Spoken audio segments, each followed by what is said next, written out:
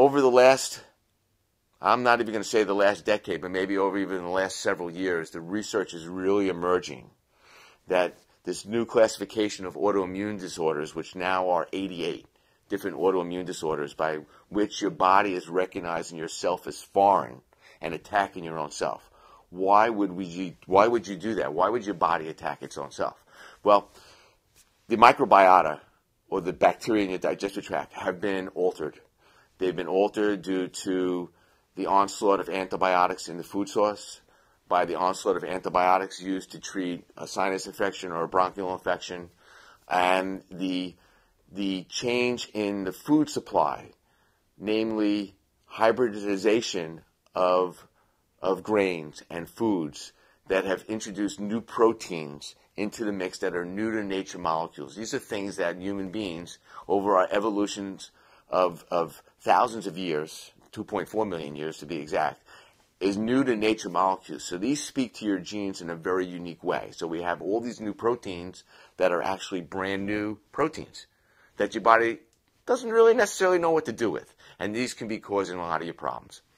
And then we look at gluten. All right, so gluten-free is the big craze right now. Well, gluten has changed. When I was a kid, bread was not really hybridized that much. It was different. But in the 1980s, I think around 1985, hybridization really came into being because they wanted a characteristic from this plant and put it into this plant, and a characteristic for this so it can handle drought or it can handle sunlight for a longer period of time. But what it did is it changed the structure. And that's called hybridization. So gluten has been extremely hybridized. And wheat used to be 5-foot-high amber waves of grain. Now it's 1.5-foot-high dwarf wheat with a much different concentration of gluten and glutenin and gliadin that make up gluten. So it's different. It's a different structure than biblical wheat or ancient wheat. So actually the wheat of today doesn't resemble ancient wheat. So we're eating a very new product. Like, how could wheat, which could be good for one person, be so toxic to somebody else? And the research shows that, well, it is.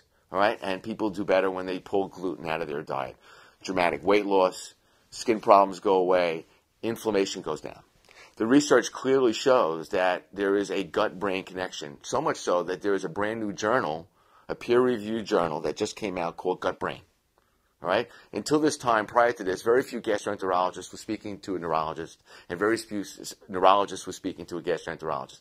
Well, what goes on in the gut is not like Las Vegas, doesn't stay in the gut. It travels out of the gut, and it can affect the brain. So leaky gut, which 20 years ago, if we mentioned the term leaky gut, conventional medical wisdom thought we were a little bit crazy. Now the research really shows, through the work of Dr. Alessio Fasano and Antonio Gasparini and Dr. Patrice Carney and other really groundbreaking gastroenterologists and research centers throughout the world, show that leaky gut is real, and that all doctors, whether they be a cardiologist, a neurologist, an orthopedist, has to look to the gut as a major contributory factor to what's going on with what's ailing you. So you want to fix the gut. Very important. And then we also look at how the microbiota have changed dramatically over the years, and GMOs. So when I often ask patients that they know what a GMO is, and this can be very highly educated patients, they have absolutely no idea what I'm talking about. So GMO stands for genetically modified organisms, also known as GE. So if you're not conscious of this, you are eating genetically engineered foods every single day of your life. All you have to do is just be educated a little bit, and I will make sure that you are, in a nice way, to give you the tools, the ammunition that you need to be able to go out to dinner or go into a supermarket, a regular supermarket, and what to look for, and to make good alternatives around eating insecticides and pesticides, or foods that are insecticide, pesticide resistant. So let's just take corn, for example. Corn right now is different from the corn 100 years ago. Actually, it's different from the corn from 50 years ago. And it is resistant to Roundup. Well, Roundup is a weed killer. I have it in my garage, and we spray it on the weeds, and it kills the weeds so that the grass can grow. In big agricultural fields, they spray Roundup, all right, and it kills all the weeds around, and it makes the plant very easy to harvest. So when you eat a piece of corn, you're taking a nice hearty bite of Roundup. What does that do? It's going to kill off the bacteria in your digestive tract. So, because that's what it does, it kills insects. Well, we have bugs in our digestive tract that have either become resistant to Roundup or will die off as a result of taking Roundup. And so we've changed the bacteria concentration in our gut, which is associated with everything from obesity and diabetes.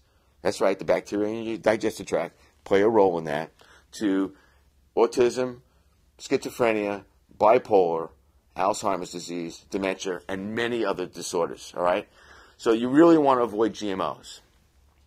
The 9 major crops that are genetically modified are soy, corn, canola, cotton. Those are the 4 big.